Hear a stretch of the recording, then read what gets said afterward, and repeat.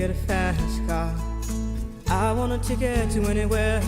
Maybe we make a deal. Maybe together we can get somewhere. Any place is better. Starting from zero, got nothing to lose. Maybe we'll make something. Me, myself, I got nothing to prove.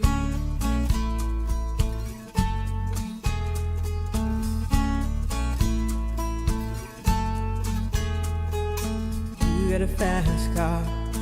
I got a plan to get us out of here. Been working at the convenience store. Managed to save just a little bit of money. Won't have to drive too far. Just cross the border and into the city. You and I can both get jobs and finally see what it means to be living.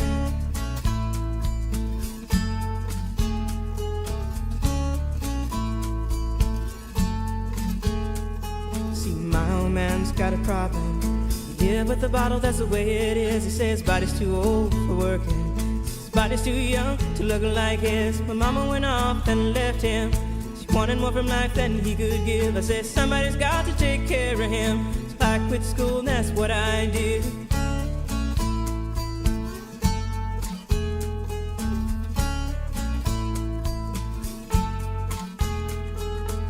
You got a fast car. Is it fast enough so we can fly away? We gotta make a decision. Leave tonight or live and die this way.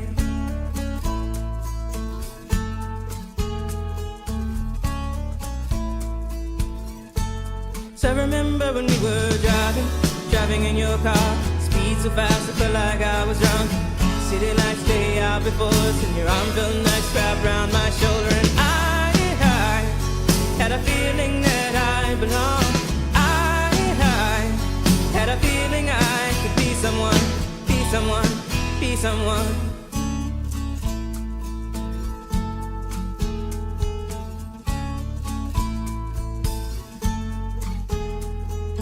You got a fast car. We go cruise and entertain ourselves. Still ain't got a job.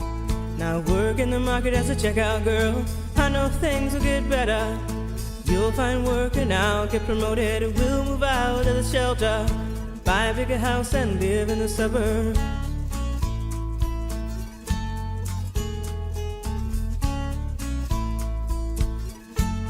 So I remember when we were driving in your car.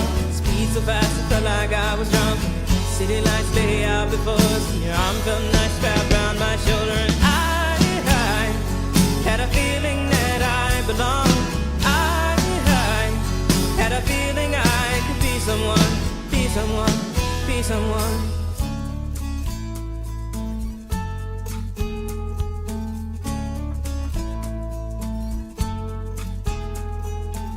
You got a fast car. I got a job that pays all our bills. Instead of drinking late at the bar, see more your friends than you do your kids. I'd always hope for better. Thought maybe together you and me find it. I got no plans, I ain't going nowhere. Take your fast car and keep on driving.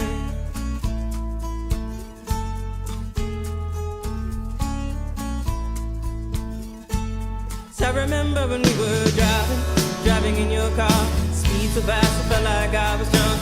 City lights lay out before us, and your arm felt nice wrapped around my shoulder. And I had a feeling that I belonged. I had a feeling I could be someone, be someone, be someone.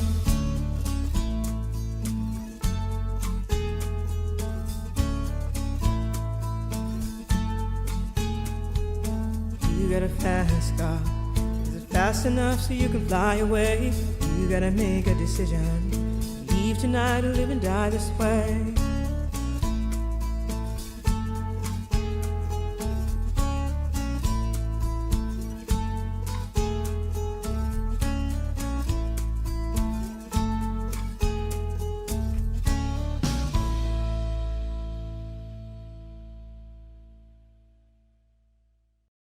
Hey, Black woman, hey. Welcome to the BlackWomanVibes podcast. I am your hostess with the mostest. So let's get to toasting.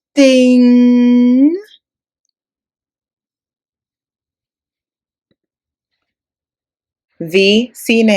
If this is your first time joining the Black Woman Vibes podcast, here is our mission statement.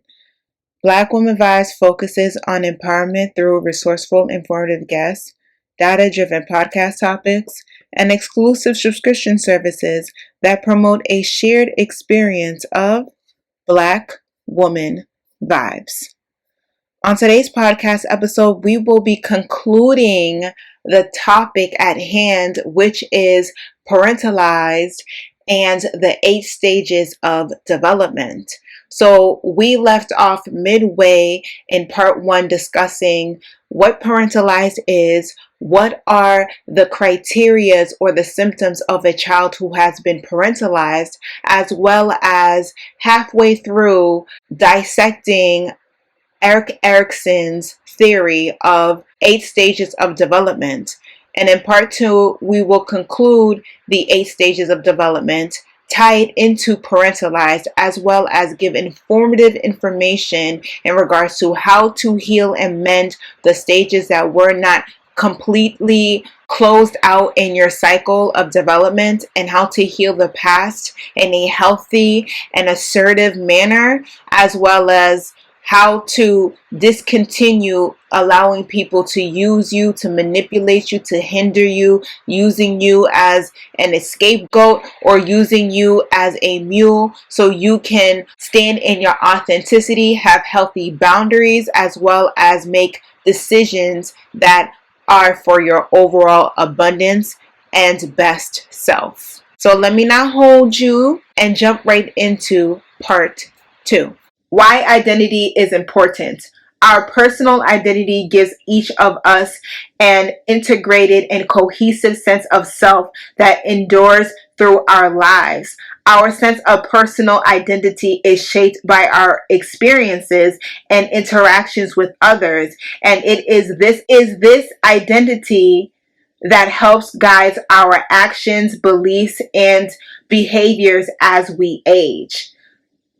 Like I said, oftentimes these people are not able to be fully functional adults. You can tell, again, because it's very show boasting, it's very adolescent, teenage minded, right? They are very emotionally immature, whether they're very anxious to pop up out the mouth or they don't think things through. They lack emotional intelligence. Everything about them is very loud, from their voices to their appearances to what they wear, how they act. They're very much juvenile, very much of the people seeker, people pleasure seeker. They want to be seen, they want to be heard. Fast, crash, no direction, chasing the end of the rainbow.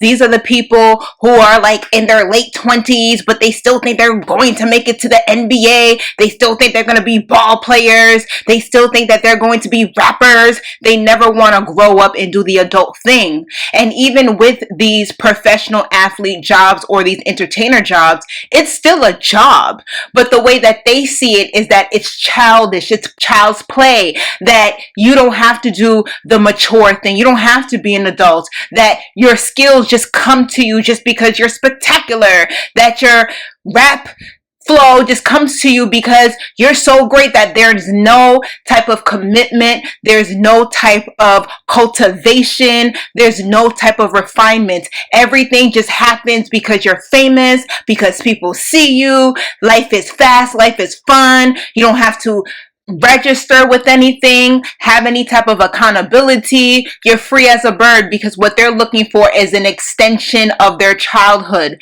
They want to be children forever, perpetual children. They never want to grow up and take responsibility because they have not outgrown this stage of their lives. Because again, they don't have a true sense of self. This persona has become a filler for the void of really working on themselves, really doing that introspective work, really sanding down that personality, because perhaps they are vivacious, perhaps they do have a big personality, but that does not work for the office place, right? That does not work for the everyday scene. That works for reality TV, that works for the internet, that works for beefing and influencer culture, but that's not real life. that is a persona, that is escapism. And oftentimes these adults who have these bigger than life personalities are practicing escapism. They have not fully developed and passed this stage of identity versus confusion. That's why they're in a never-ending loop of confusion. That's why they're always in that anger and feisty and fighting and internal battles and emotional breakdowns and cutting people down and making excuses for their fuckery. Like, they just can never get it together. Very immature, very juvenile. It's never their fault. You know, they make themselves the victims while they're the perpetrators. They spin the narrative. We see that very much so online, whether it's the Instagram platform or the YouTube platform. We see that often, and they do that for clicks and views and followers and this, that, and the third. But what we're not seeing is mentally they are delayed. Mentally, they don't know their true self, and they are reacting in this way so they can eventually become the influencers and solidify their social psychological inept. So basically, they want to be a perpetual child, never growing up and stepping up into the plate of being an adult. Because an adult, there's limitations, there's boundaries, there's expectations, as well as an adult faces their fears. They face themselves. When you play on these personas, you're not an adult. You are this thing, this brand, this image, and it's a form of escapism. Why identity is important. Our personal identity gives each of us an integrated and cohesive sense of self that ensures through our lives. Our sense of personal identity is shaped by our experiences and interactions with others, and it is this identity that helps guide our actions, beliefs, and behaviors as we age. Now, stage 6, young adulthood. 19 to 40 years old. Stage, intimacy versus isolation. Important events, relationships. Outcome, love. Intimacy versus isolation. Young adults need to form intimate, loving relationships with other people. Success leads to strong relationships, while failure results in loneliness and isolation. This stage covers the period of early adulthood when people are exploring personal relationships. Erikson believed it was vital that people develop close, committed relationships with other people. Those who are successful at this step will form relationships that are enduring and secure. Building on earlier stages. Remember that each step builds on skills learned in previous steps. Erikson believed that a strong sense of personal identity was important for developing intimate relationships. Studies have demonstrated that those with poor sense of self tend to have less committed relationships and are more likely to struggle with emotional isolation, loneliness, and depression. So, everybody wants love, right? Though there's 3 different forms of love, and we're not going to get into that. But we're just going to say romantic and intimate love. Loving romance relationships, right? Those who are not able to commit to a relationship is based off of their own self-internalized image, right? They perhaps somewhere in the stage did not complete or weren't able to express themselves. So now they use love or their interpretation of love to validate that negative script that was negative from the jump. So if they weren't able to express themselves, their identity, they become confused on who they are. So yes, they want an intimate relationship. Yes, they want love. Yes, they want closeness, but they're not able to give it to that person. So they become very avoidant. They become very breadcrumbing. They become very egoic. They become very focused on me, give me everything that I want, very narcissistic, very predatory. I just give you some peen on the side, but I'm giving everybody peen on the side. And yeah, I told you that I want a relationship with you. And yeah, I told you I want commitment from you, but I'm also in her inbox, and I'm also in that woman's inbox, and I'm also in my ex's inbox, and I'm doing everything that would be deemed as self-sabotaging. But in my mind, I think that that's normal, that's okay, as well as I can have it all. I don't have to actually be committed. I don't actually have to work at the relationship, and I don't actually have to be genuine. I can just breadcrumb here and there and everywhere and still get my needs met. Very selfish, very anxious, avoidant attachment style, and very much broken little boy or little girl inside. Often, our relationships are not very much predicated on that other person more than it is predicated on ourselves. Well, the way we act in relationships is indicative of who we are, what we experience, and our traumas that we have not worked out. This is why when a lot of people say they're looking for love, and then you see what they do in this love, or what they're searching for this love, is very much based off of their hurt little girls and hurt little boy traumas that they're expecting the other person to cater to, or the other person's supposed to mend or fix, but they're not willing to do that work within self. Because before you interact and engage in a relationship, an intimate relationship, you have to make sure that you are a whole and full vessel before you can engage in another person in a healthy relationship, right? If there is a little bit of poop in your cup, does that matter if the cup is all the way full of poop or a little bit of poop? Regardless of what, that cup is dirty. So you can't drink out of that cup.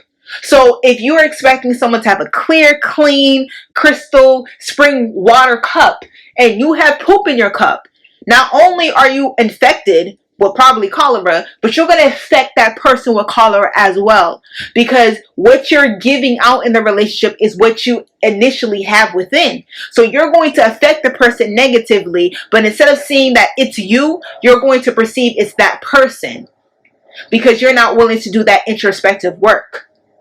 You cannot drink from someone else's cup when you don't even have your cup filled, or your cup is dirty. So you have to make sure that you are healed and you are whole and you are balanced before you interact with anyone else. Because your traumas is yours, whether to keep, whether to sort out, but you have no right to inflict that onto someone else just because you don't want to be alone. But your actions are showing that you don't want to commit, that you don't want to be vulnerable, that you don't want to be reciprocal, that you have no intentions of actually being healthy and honorable and respect and integrity based. So why are you searching for a relationship? People who are miserable want other people to be miserable, right? That's why misery loves company. And you have to be very mindful of when you get into these relationships, because people say whatever. People will allow their gums to flap up in the wind if you allow them. It is up to you to determine if this person is being legit or if this person is gaming you. Because people who are gaming you know it's wrong, so they're not going to tell you from the jump it is wrong. But their actions will always tell on themselves. If they are consistently inconsistent, it is not a fluke. This is exactly who this person is. If this person is a cheater, it is not a fluke. This is exactly who the person is. If this person is a manipulator, this person is a bum, this person is a liar, this person lacks integrity, this person is whatever. That is not a fluke. It is who they are. When someone shows you who they are, believe them the first time. Maya Angelou. It is not a fluke. Okay? And if you spend your time trying to fix them and love them and heal them and this, that, and the third, you will break yourself in two, and that person will go and move on and continue that toxicity. Do not become someone's plaything, someone's mammy, someone's nurse, someone's hamburger helper. See it for what it is and leave, so you don't become broken or traumatized or take on their burdens or their pains because you did not want to leave. Oftentimes, these people who exhibit this avoidant attachment style look for anxious people, because they're looking for someone to love them in a way that they don't even love themselves. They will show up very egoic. They will show up as a show off, but inside they are very hollow, very insecure, very narcissistic. And it is not your job to get sucked into trying to heal them and fix them and love them and this, that, and the third. It is your job to see the red flags for what they are and leave and run up out there like Forrest Gump. Successful resolution of this stage results in virtue known as love. It is marked by the ability to form lasting, meaningful relationships with other people. And that's true romantic love. Romantic love is not fucking on each other's shadows. When I say that, shadows is in regards to Carl Jung, another psychologist, and he talks about the shadow. He talks about the bad aspects of ourselves, or the not so nice and not so glamorous, you know, whether we are hot-tempered, whether we have mama trauma dramas, whether we're insecure, whatever the case may be. We all have shadow baggage. It's not exclusive to anybody's upbringing or anybody's attachment styles, but it's very much important that you are stepping into your higher self and you have integrated the dark side, the shadow side, the things that matter to keep. If you're not a person who is very much like, you got me by, you know, your first look, you're a person who's a little bit like pessimistic, you know, you got to look at the actuals and factuals. That's okay. That might be a shadow element. But when you're very negative and you're very isolated and you think everybody's out to get you, that's an aspect of the shadow that needs to be worked out, because life is not trying to get you. No one's trying to get you. So that speaks of insecurity that you might need to work out in therapy. But being somewhat pessimistic, because, you know, if it sounds too good to be true, it probably is. It's not a saying just for the fuck of it. It's a saying because it's actually real. So in regards to love, you have to make sure that you are healthy enough to be able to love someone accurately from a healthy and whole place, and not looking for love from someone else when you ain't even got it within self. You don't have it for yourself, and you definitely don't have it for someone else. So what are you looking for love for? You're looking for love because you're probably looking for someone to remother you. You're looking for someone to give you sex. You're looking for someone to coddle you. You're looking to feed off of other people because you don't have anything within self. You're an empty vessel. Right? Or you're using love as escapism from doing that internal work, right? The hopeless romantic. You're looking for some Captain Sava or some Prince Charming to come out of nowhere to heal you, to love you, to nurture you, to do all the things that you won't do for self. That's not love. And a lot of people have love miscombobulated, misconstrued, because they want to fit love into their distorted narrative versus actually getting that healing and doing that introspective work, which would be therapy. Oftentimes, those people who also have that isolation thing going on, that avoidant attachment style, they're very much playboys. So stay away from the playboys and the playgirls, because again, it's not a personality trait. It's not something that's cool. That's not sexy. It's very manipulative. And again, these people are empty vessels themselves. So what they do, they can always excuse it. So these people have no problem knocking you up and leaving you as a single mother, or taking your virginity and promising you a life of marriage, when in actuality, they're just looking for a good time, not a long time. These people have no problem taking you for your money. These people don't have it. And because they don't have it, they can't give you from what they don't have. You can't pour from what you don't have, correct? Water seeks its level. So if they are very shallow, then all they can give you is droplets and not a waterfall. Middle adulthood, 40 to 65. Stage, generative versus stagnant. Important events, work and parenthood. Outcome, care. So if you would like to show your gratitude via donation, you can always hit me up either on Cash App, $ BlackWomanVibes, or Venmo, BlackWomanVibes, woman with an A, not an E, because it's only me, she, her, we. Now back to your regular scheduled broadcast, and I hope you enjoy. Stage 7, generative versus stagnation. Adults need to create or nurture things that will outlast them. often by having children or creating a positive change that benefits other people. Success leads to feelings of usefulness and accomplishment, while failure results in shallow involvement in the world.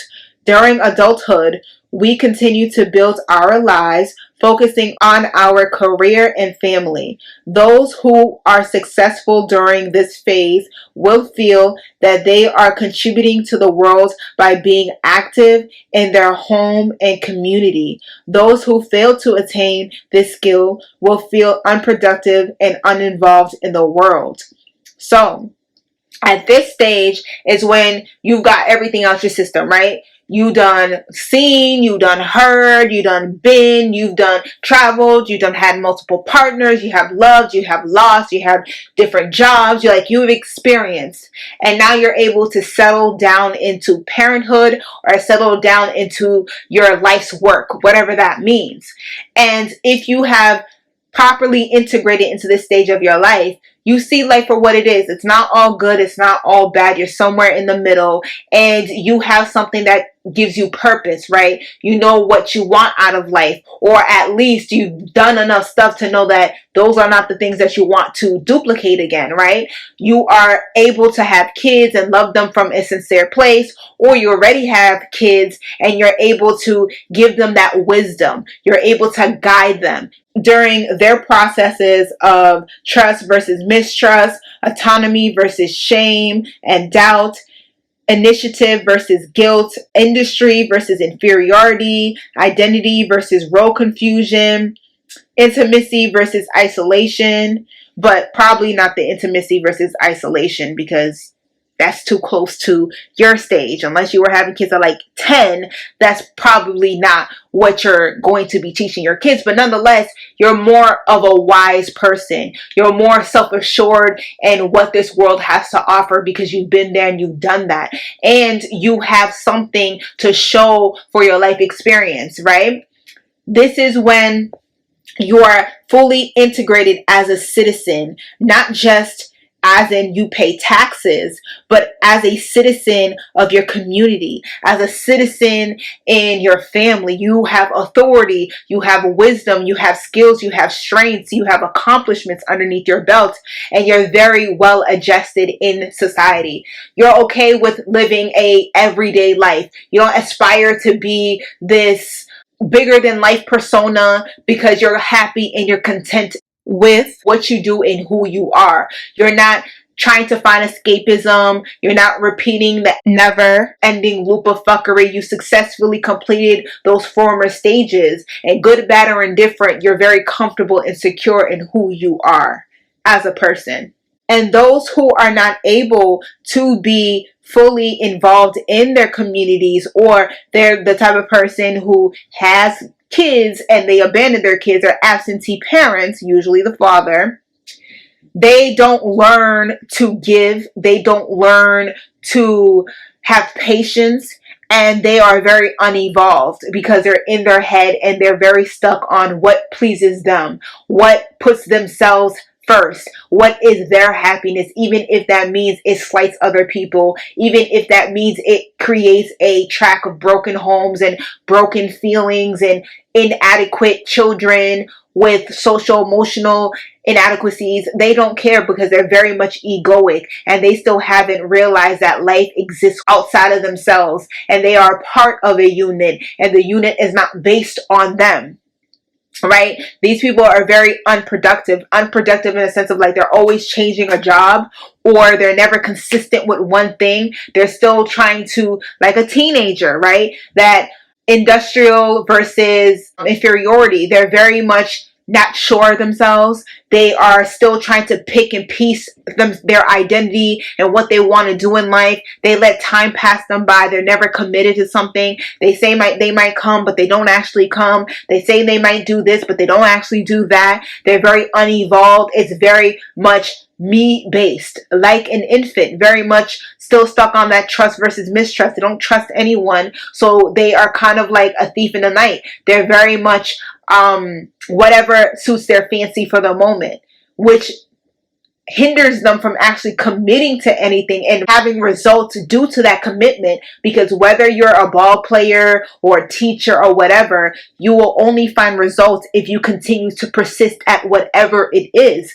But because these people are unproductive, or they invest in things that are useless, or they don't put in as much work as they should, and they're very detached, how can they receive results? They are perpetually inconsistent. They're consistently inconsistent, and they don't have successes. They don't have accomplishments. Usually these people are very much in their heads. They have depression or insomnia. These people are very much angry or spiteful or pessimistic, or just have a dark energy around them, because they literally trick off their life because they're still dealing with their traumas of yesteryear instead of getting that proper help. They see the world as very bleak, very mean, very dark, very unsuccessful, when in actuality they're internalizing their own issues and projecting it out to everyone else, making themselves the victim and not taking life by their reins and curtailing what they would like for themselves and how they would like to present in the world, and receiving that, because energy is life. What you put out there is what you receive. That's cosmic karmic law, right? What goes around comes around. If you are unattached, if you are unproductive, if you are uninvolved, if you're egoic, if you are uncommittal, that's exactly what you're going to get. And instead of looking at it like, why aren't people giving me my needs and meeting my expectation, you have to look at yourself and see where you are failing and take accountability in that and make those positive changes to change the outcome. Care is the virtue achieved when this stage is handled successfully. Being proud of your accomplishments, watching your children grow into adults, and developing a sense of unity with your life partner are more important accomplishments of this stage. So those who actually got it together, they are the ones who are kind of like the retirees, right? It's the nice couple that's been married for 20, 30, 40 years. You know, their kids are well adjusted. You know, they might have the little black sheep or their little rebellious one, but they're all accomplished and they're all well adjusted in some way, shape, or form in society, whether they went to college or they picked up a trade or started their own business. Their kids are very much well-rounded, emotionally intelligent, successful, happy, mentally sound, and so on and so forth. These are the couples that rode the wave of love. It's not all pink and roses and happiness all the time, but they invest, they commit, you know, they are honest with each other, they have integrity, they have honesty, they have love, they have virtue. You know, they can compromise. They suit each other. They think of each other first. They put their relationship above everything. So these are the couples that ride it out. These are the couples who a lot of people admire and would like to be like. So this is what happens when you really put in the work, not just in yourself, in your career, and your children, in your communities, in your intimate partners, but you just put in work in general. Right? And those who are not able to put in that work because they're still stuck on their traumas of yesteryear, they oftentimes than not are bouncing home from home. They are oftentimes than not alcoholics or drug addicts. They're oftentimes than not have nothing to show for their lives, no accomplishments, no nothing. They're very hollow. They're very bitter. They project their insecurities onto other people. They make excuses for their behaviors, and they always see themselves as the victims. They never see the role that they play. They can be also very narcissistic, very cruel. They might even have a mean streak where they make fun of other people who are more successful than them, or they just pick on other people that they feel that are weaker than them, but it's very much pointing fingers and not seeing that there are three more pointing back at self.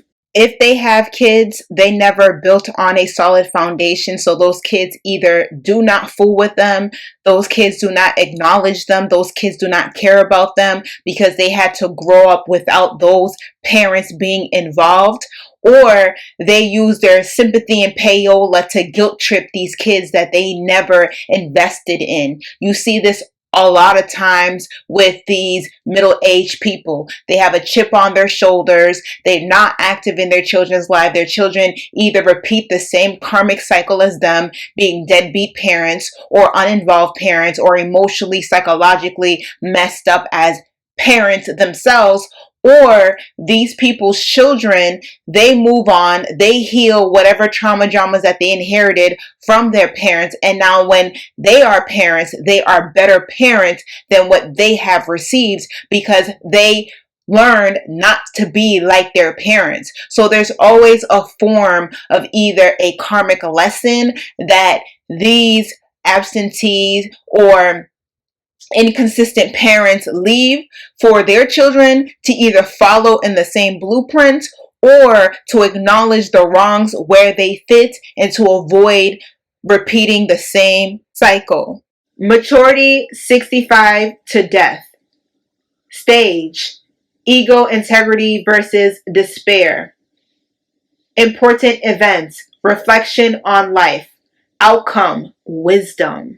So this is very sage tease. If you've been listening to the podcast and following me on social media, particularly on the YouTube channel BlackWomanVibes, we talk about being in that sage element of your years. So this is where you look back and you have the keys to the streets and you've learned and you've expanded and you've loved and you've lost and you have navigated, you have the blueprint. Like you are able to have younger people sit at your feet and listen to you, not because you're old, because everybody gets old, but are you wise? Are you mature? Do you have accomplishments? Have you overcame obstacles? These are the times when you self-reflect and you understand what the purpose of life is, or at least you understand what your life was, and you're able to talk about the goods, the bads, the pros, the cons, and help others shape their own lives to continue making good decisions. Stage 8.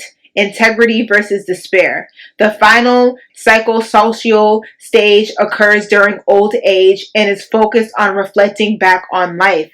At this point in development, people look back on the events of their lives and determine if they are happy with their life that they lived or if they regret the things they did or didn't do.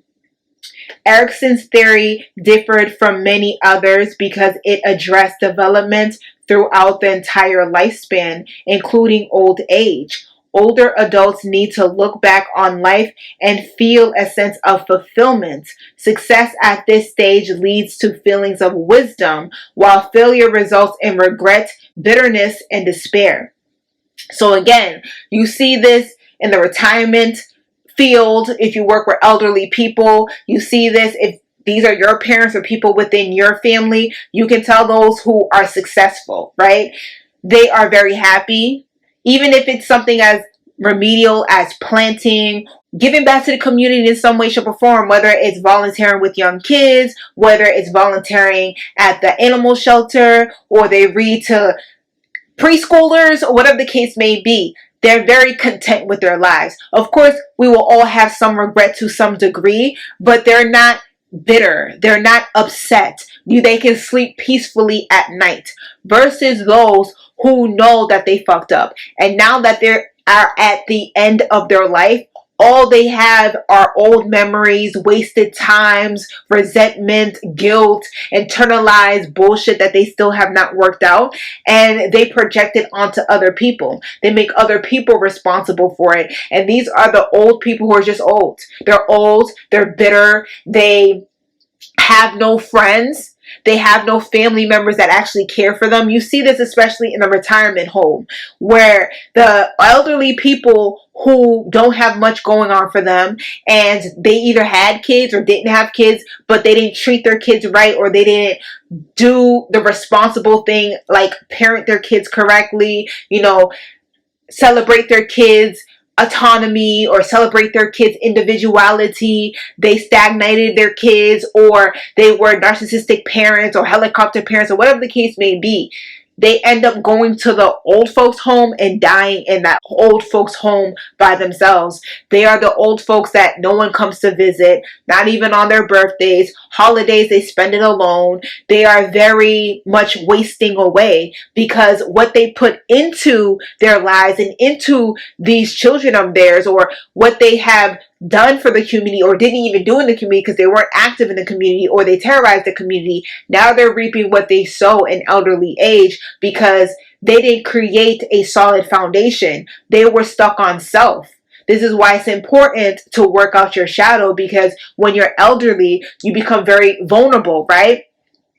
As a child, as a baby, you come into this world very dependent on your caretakers. And as you grow older, you become very independent. But closer to your sage age and you become very elderly, you become dependent again, right? You need a walker. No different than when you're a baby, you're kind of wobbling on your feet. When you become older, you might need a walker, you might need a cane, right? You become right back to the stage of where you started, this time older, more wrinkly, and hopefully more wise. But when you don't invest in yourself, you don't have reciprocity, that you don't honor the people around you, that you don't invest in the people around you, that you discard people, that you make yourself the victim, that you're very egoic or you were predatory, at the later end of your life, you start to reflect and all you have is guilt. And all you have is yourself. All you have is your isolations and your shoulda, woulda, couldas, but it means nothing now because your time is practically done. And you see this often, again, if you work with seniors in particular in senior homes, senior home living. A lot of times, those who did not invest correctly, they tricked off their time. When they hit the elderly age of their lifespan, they spend it alone and in misery. And sometimes, even still with a drug addiction or alcohol addiction, or they're homeless or down on their luck because they did not spend their time properly and no one cares for them, or they have overstayed their welcome or warned out favor, and now people see them as a burden instead of as a virtue. At this stage, people reflect back on the events of their life and take stock. Those who look back on a life well lived will feel satisfied and ready to face the end of their lives with a sense of peace. Those who look back and only feel regret will instead feel fearful that their lives will end without accomplishing the things they feel they should have. So those who have lived their lives and made amends and fixed their wrongs or accomplished certain things, they are more at peace, right? Even if they aren't as active in the community, they feel peaceful. They wake up happy. They do their little routines. Their grandkids calls and checks up on them. Their kids come to visit them, or the community knows who they are. And it's, hey, Mr. Johnson. Hey, how are you? They have a sense of pride of what they've done and what they've accomplished, and there will always be a piece of them in the community and a piece of the community within them, because they know that they have lived and they have lived well. They have experiences, they have documentation, they can see how they have developed over their years, where maybe they started at a deficit, and then as they grew and they expanded, they became more solidified in themselves and they can see the progression, right? So when the time comes for their passing, they're not fearful like, it might come in my sleep, it might come while I'm eating, it might come when I'm driving, it might come this and that and the third. It's not a boogeyman, it's not looming over them. If anything, it's just like, when it's my time to go, it's my time to go. Now, that doesn't mean that there isn't some fear about it, but they're not constantly mulling over the thought that, oh my God, time is running out. But it's those who did not do the work, those who were selfish, those who did burn bridges, those who cut their nose to spite their face, those who were selfish, those who were egoic, those who were uninvolved parents, those who were bad parents. Once they hit that stage in their lives, that elderly stage, that's when they want to get up and go about themselves. Now they got to kick to their step, but it's like you don't have the vigor, you don't have the opportunity, and let's be honest, you wouldn't be able to successfully complete those certain stages in your life even if you wanted to, because the time just has left. The opportunity has sailed across the sea. This is the end. And that's what really gets to them, is the fact that there is no more chances. There's no more opportunities. Even if they were to apologize or atone themselves, those bridges are permanently burned. Those noses that were cut during some spiteful retaliation have been sewn back on. However, those actions, those feelings, they may go away and be mended or healed, but it is what it is, as the saying goes, and you can't turn back the hands of time. And that's what really makes these folks fearful, is the fact that not only will they be meeting their maker, but also they have to live with the fact that they have nothing to show for their lives but misery, regret, mulling over the shoulda, coulda, wouldas, and knowing that perhaps, and most likely, when it is their time to go, there will be no family, there will be no friends, there will be no care, because they spent their lives making everything about their hurt little boy or little girl traumas, and not investing in self properly, or investing in their children, or investing in their communities, or investing in their purpose, because they never had purpose. And they are no different than, no offense, roadkill. Right? You're just dead.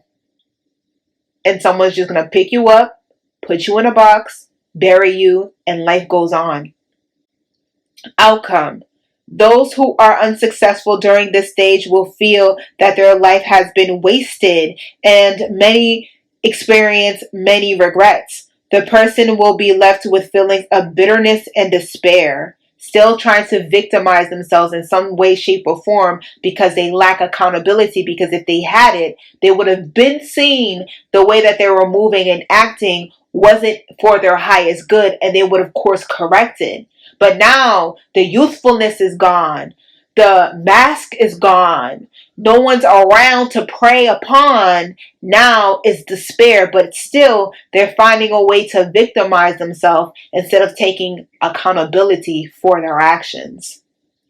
Those who feel proud of their accomplishments will feel a sense of integrity. Successfully completing this phase means looking back with few regrets, because we're humans and we can always look at certain things. Hindsight is 2020, and be like, we could have done that better, we could have avoided that, ooh, that was a stupid call. But nonetheless, overall, you are more happy and content with your life. And a general feeling of satisfaction. These individuals will attain wisdom even when confronting death. So that is Erik Erikson's 8 stages of development.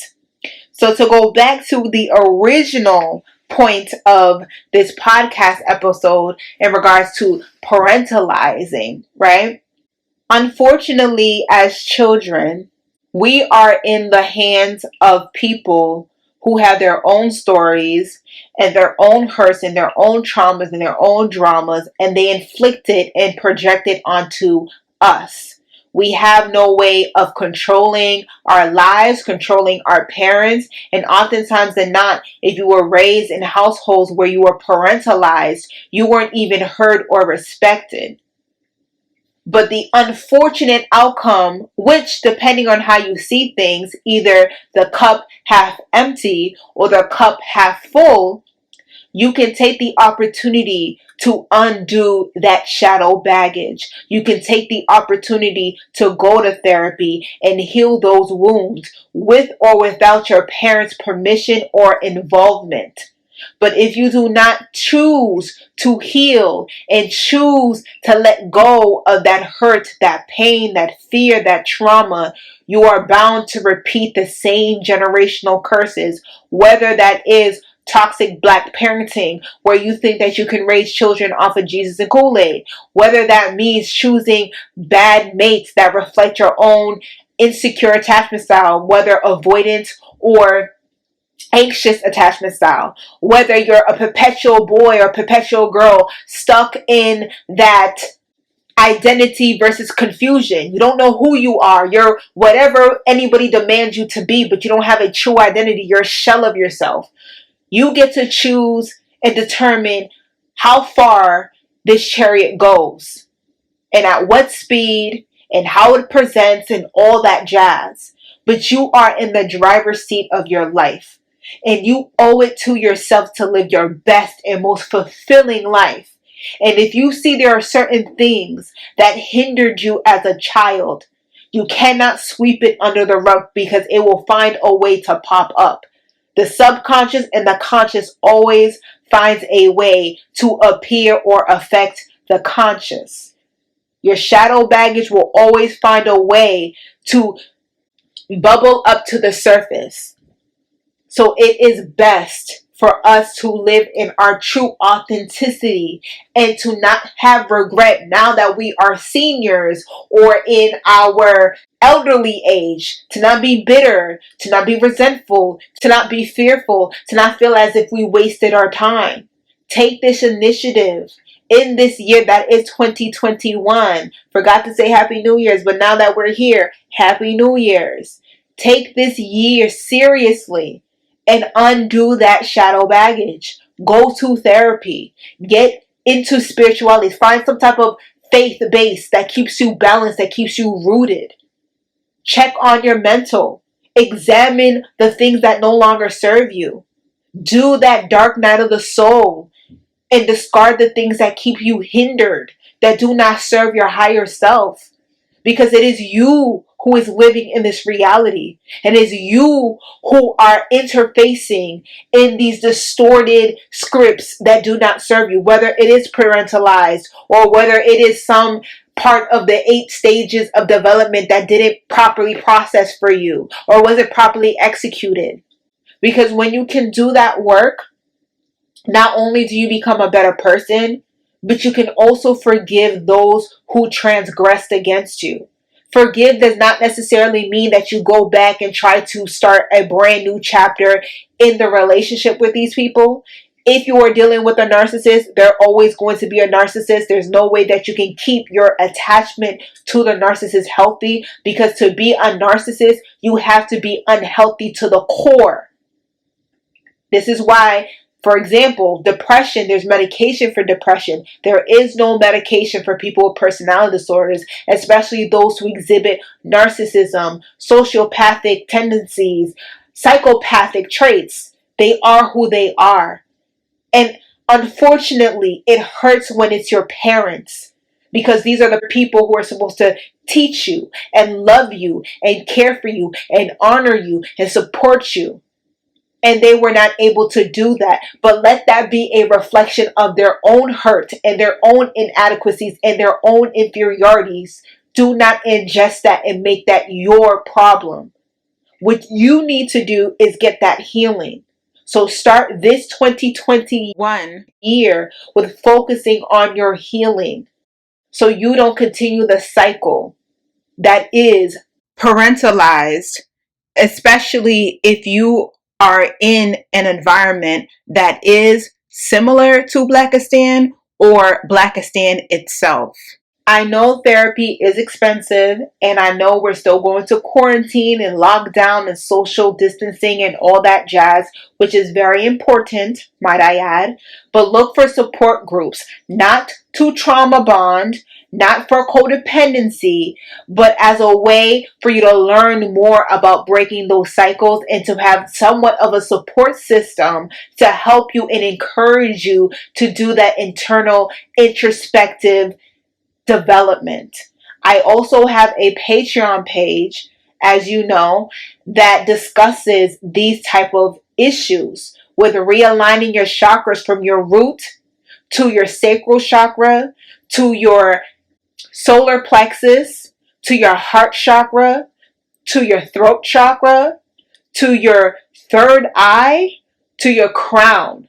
All of those are in reference and similar to Carl Maslow, another psychologist, hierarchy of needs, right? From needing your water, your shelter, your safety, all the way through to the top of the pyramid, which is self-actualization. All of that is important. And when you are raised in these dysfunctional homes, sometimes these stages are not met, or they are discarded, or they're not fully developed. But it is up to you to do that work. And we talk about these issues, and not just talk, but we implement them, and we use examples on how to change these behaviors within self, as well as to break these cycles that perpetuate. So if that is something that interests you, definitely consider joining the Patreon platform, patreon.com/BlackWomanVibes. It is a therapeutic platform, but it is not therapy. I want to make it abundantly clear and to distinguish the two. If you know you have extensive hurts and wounds and traumas, therapy is the goal. And I would suggest calling up your insurance or looking online where they have professional and credited, licensed professionals to help you with a reasonable cost that is reasonable, whatever that means to you and your budget. But invest in yourself in 2021 and break those traumas however you see fit. In closing, again, thank you to the listeners for tuning in.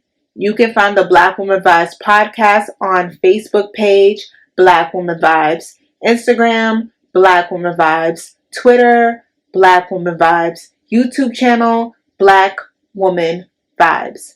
Please like, follow, and share content.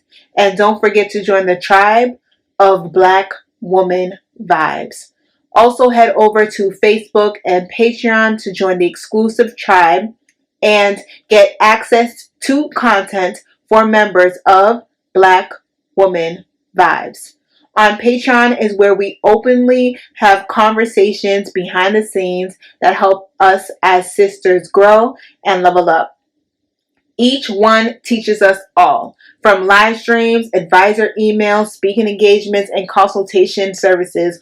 All can be found on Black Woman Vibes Patreon and Facebook. Isn't it time for Black women to live and live well? Be the best version of yourself by mastering yourself. I'll be back next Wednesday for a whole new episode of Black Woman Vibes. With all that being said, be blessed, be enlightened, be loved. I am your hostess with the mostest. So let's get to toasting.